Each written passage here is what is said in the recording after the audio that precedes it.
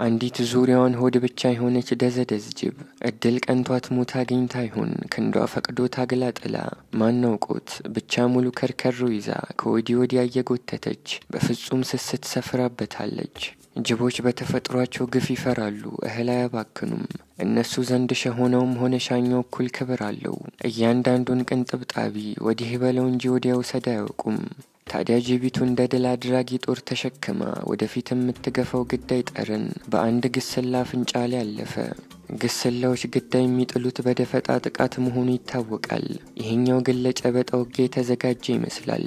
ሆኖም በሱ አቅም በግምት 60 ኪሎ ግራም ገደማ የምትመዝነውን ጅብ ፊት ለፊት መግጠም የሚያመጣውን መዘዝ ያውቃል። ስለዚህ ራቅ ብሎ የወዳደቀ ትርፍራፊ አንስቶ ይሰለቅጥ ገባ። የወዳደቀውንም ቢሆን ግን ጅቧ ማጋራት አልፈለገችም። ተንደርድራ በግንባሯ ገባችበት። ግስላው በቅጽበታዊ ፍጥነት አምልጦ ጅቧን ጥሻ ውስጥ ከተታት። ጅቧ በዚህ አላበቃችም። ጥቃቷን ላፍታ ያህል አቁማ የግዳዩን ደህንነት ካረጋገጠች በኋላ ወደ ግስላው ተመለሰች።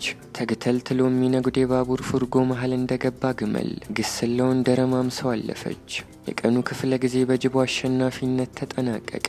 ጨለማው ሲወድቅ ጅቧ ቀን የጀመረችውን ከርከሮ ወደ ማጋመሱ ደርሳ ነበር። ሆዷ ተቀብትቶ ሊተረተር የደረሰ ቢሆንም እሷ ግን የማቆም አዝማሚያን አላሳየችም። በመጋዝ ጥርሶቿ እየገዘገዘች ወደ ውስጥ ትለዋለች።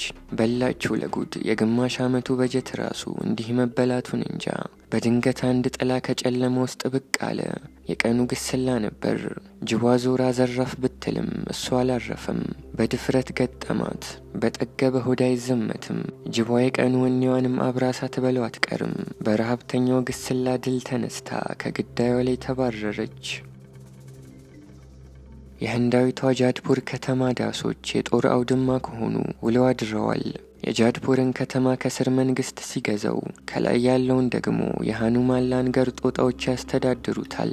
ይህ ሰማይ ጠቀስ ዛፍ ላይ ተቀምጦ ከናፍሩን ገሽልጦ መንጋጋውን አጋልጦ የሚዘባነነው ጎበዝ የሴቶቹ አስተዳዳሪ የመንጋው የበላይ ገዢ ካፒቴን ጦጣ ነው። በቀጠናው ከአምላክ በታች የሚፈራው ይህ መሰሎቹን ለዘመናት አንቀጥቅጦ የገዛው ካፒቴን ነው። ካፒቴኑ መፈንቅለ መንግስት የቃጡበትን በሙሉ እየፈነቀለ አብዮት የሚለኩሱ አብዮተኞች ላይ አብዮቱን እያፋፋመ እስካሁን በመንበሩ ላይ አለ። አሁንም ቢሆን ግን መንግስቱን ነቅቶ መጠበቅ ይኖርበታል። በአካባቢው ለሱም ማይተኙ የስልጣን ህልመኞችን በቁም እያቃዠ ለመቀጠል ነቅቶ መጠበቅ ግድ ይለዋል። አንድ ወንድ ጦጣ ተወልዶ ለአቅመ ጦጣነት ሲበቃ ካደገበት መንጋ በተፈጥሮ ህግ ተገንጥሎ ይወድቃል። ይህን ከባድ የዘላንነት ዘመን ለመሻገር ወንድ ጦጣዎች ህብረት ይመሰርታሉ። ይህ ጥምረት ብሶ የጦር ብርጌድም ይሆናል። ታዲያ አንድ በአካባቢው አዲስ የመጣ የዘላኖች ህብረት የካፒቴኑ ቆነጃጅት ላይ አይኑን ይጥላል። ዘላኖቹ የካፒቴኑን የዘር ሐረግ ሊያቋርጡ የንጉሱን ግዛት እየተረተሩ ከየጉራንጉሮ ወጥተው ወደሱ ተንደረደሩ። ንጉሱ ወራሪዎቹን ከላይ ሆኖ አያቸው። እንደ አውሎ ንፋስ እየተምዘገዘገ እንደ ማዕበል እየተነሳ እየወደቀ ደርሶ ብቻውን ገጠማቸው። ካፒቴኑ ብርቱ ቢሆንም ስለታም ከራንቻ የታጠቁ መሰሎቹን ብቻውን ሊያስቆማቸው ግን አልቻለም። ደረቱን ክፉኛ ተመታ። የአማጽያኑ አለቃ መንበሩን ከነ ሚስቶቹ ወረሰ። አዲሱ ንጉስ የቀድሞ ንጉስ ልጆች ላይ ጦር አዘመተ። ለመሮጥ የበቁት ሮጠው አመለጡ። ጨቅላዎቹ ግን በሙሉ ወደሙ። ዳግመኛ ሐዘና የድገምሽ ስል ጀመርኩ። ይህች ምስኪን ዝሆን የሆዷን እንግዳ አይኗን በአይኑ ለማየት ብዙ ናፍቃ ነበር።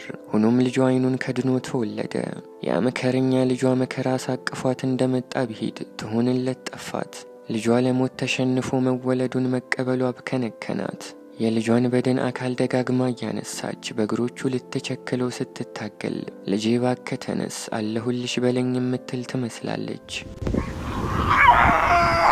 ቢቸግራት ደግሞ ሕይወት የሸሸውን አካል በኩንቤው አንጠልጥላ ወደ ወንዙ ሄደች። ወንዙ ይራዳት ይመስል በመንገዷ ላይ ሐዘን ዳግም ረታት። ልጇን አንዘላዝላ እንደያዘች ለቅሶ ፈንቅሏት ወጣ። ምርር ብላ ጮኸች። ጩኸቷ ውስጥ ሁሉም አይነት መሰበር አለ። እንዴት አትሰበር? 2 ዓመት እኮን የተሸከመችው፣ 2 ዓመት እኮን የጠበቀችው። 2 ዓመት ይታወቃታል ነበር ከአጥንት ከስጋዋ ሲጠለፍ። ይታወቃታል ነበር በውስጧ ሲበጃጅ ከቀን ቀን ሲደረጅ። ይታወቃት ነበር በትብቱ ሰንሰለት ልጅ ሆይ ስትለው እናት ዓለም ሲላት። ይታወቃት ነበር እንዲህ ለመሰበር ልጇን እያንዘባዘበች ወስዳ ውሃው ላይ ደፋችውና እሪቷን አቀለጠችው። ጩኸቷ ልብን ከስሩ ይበጥሳል።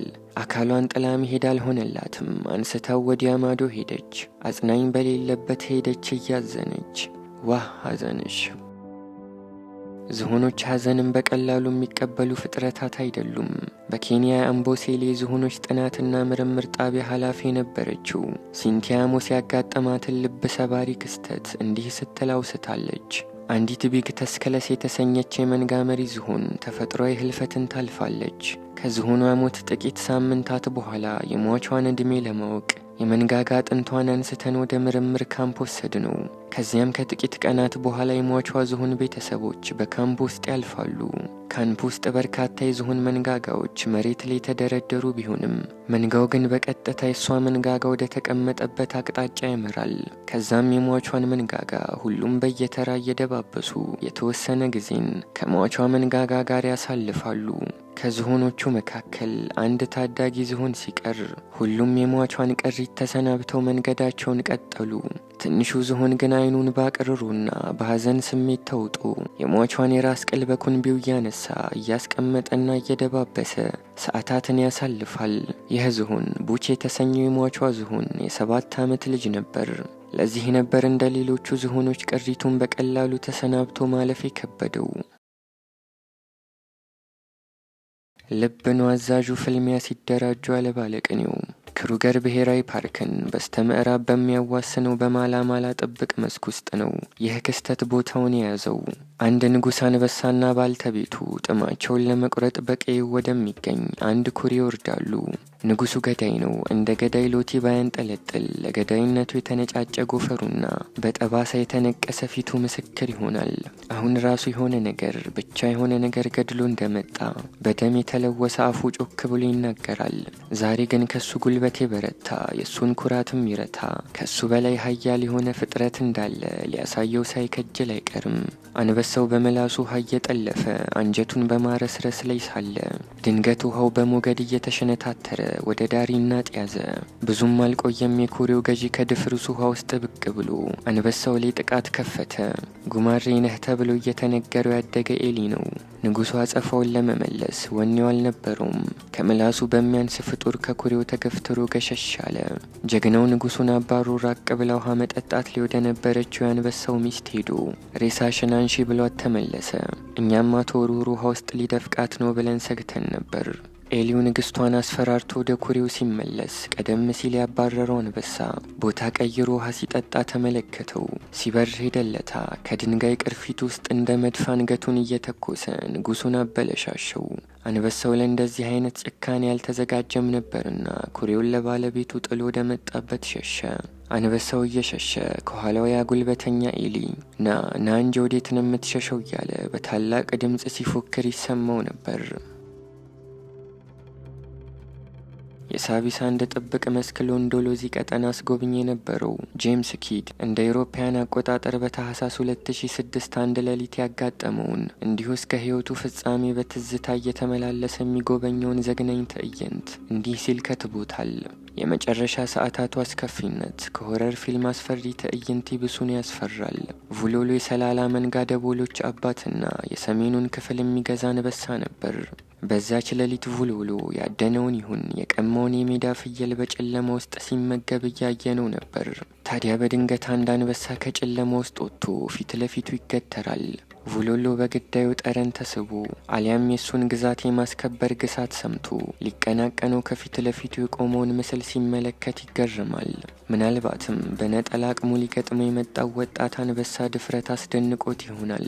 ቮሎሎ ከፊት ለፊቱ እንደ ጥላ ያረፈውን አንበሳ ሊገጥመው እያጉረመረመ ከግዳዩ ላይ ተነሳ። ወዲያውኑ ግን ከጨለማ ውስጥ ሌላ ግዙፍ አንበሳ ሲከሰት በቮሎሎ ልብ ላይ ከጨለማው የከበደ ፍርሃት ወደቀ።